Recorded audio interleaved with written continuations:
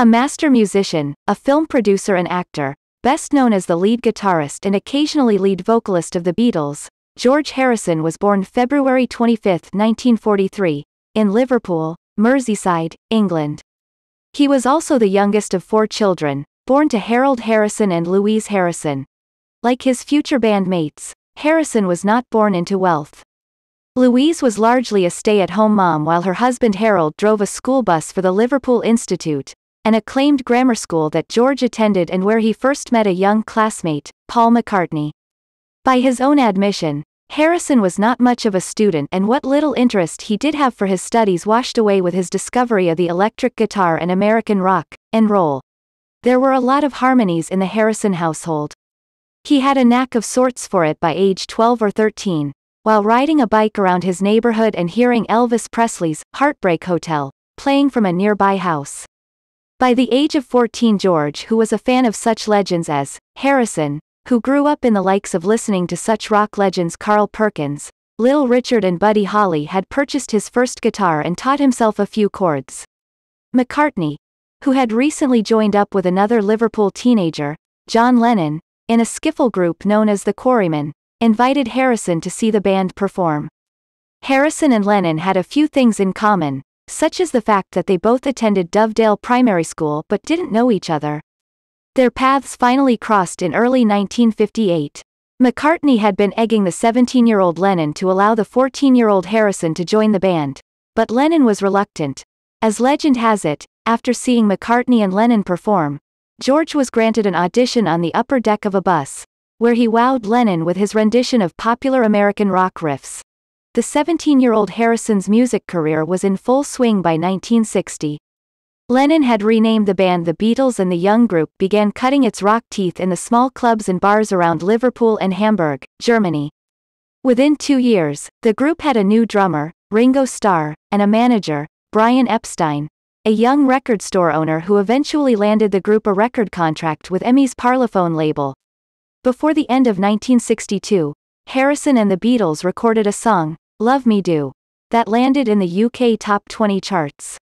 Early that following year, another hit, Please Please Me, was released, followed by an album by the same name.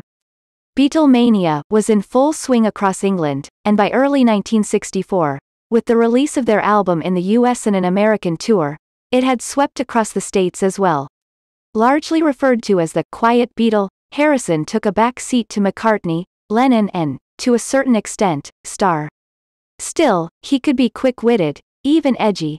During the middle of one American tour, the group members were asked how they slept at night with long hair. From the get-go, Lennon and McCartney were primary lead vocalists. While the two spent most of the time writing their own songs, Harrison had shown an early interest in creating his own work. In the summer of 1963, he spearheaded his first song, Don't Bother Me, which made its way onto the group's second album. From there on out, Harrison's songs were a staple of all Beatle records. In fact, some of the group's more memorable songs, e.g., While My Guitar Gently Weeps, and Something, which was the only Beatles song ever recorded by Frank Sinatra, were penned by Harrison. However, his influence on the group and pop music in general extended beyond just singles. In 1965, while on the set of the Beatles' second film, Help! 1965, Harrison took an interest in some of the Eastern instruments and their musical arrangements that were being used in the film. He soon developed a deep interest in Indian music. He taught himself the sitar, introducing the instrument to many Western ears on Lennon's song, Norwegian Wood. He soon cultivated a close relationship with renowned sitar player Ravi Shankar. Other groups, including the Rolling Stones, began incorporating the sitar into some of their work. It could be argued that Harrison's experimentation with different kinds of instrumentation helped pave the way for such groundbreaking Beatle albums as Revolver and Sgt. Pepper's Lonely Hearts Club Band. Harrison's interest in Indian music soon extended into a yearning to learn more about Eastern spiritual practices. In 1968, he led the Beatles on a journey to northern India to study transcendental meditation under Maharishi Mahesh Yogi. Having grown spiritually and musically since the group first started, Harrison, who wanted to include more of his material on Beatle records, was clearly uneasy with the McCartney-Lennon dominance of the group. During the Let It Be recording sessions in 1969, Harrison walked out, staying away for several weeks before he was coaxed to come back with the promise that the band would use more of his songs on its records. However, tensions in the group were clearly high. Lennon and McCartney had ceased writing together years before, and they, too, were feeling the need to go in a different direction. In January of 1970, the group recorded Harrison's I Me Mine. It was the last song the four would ever record together.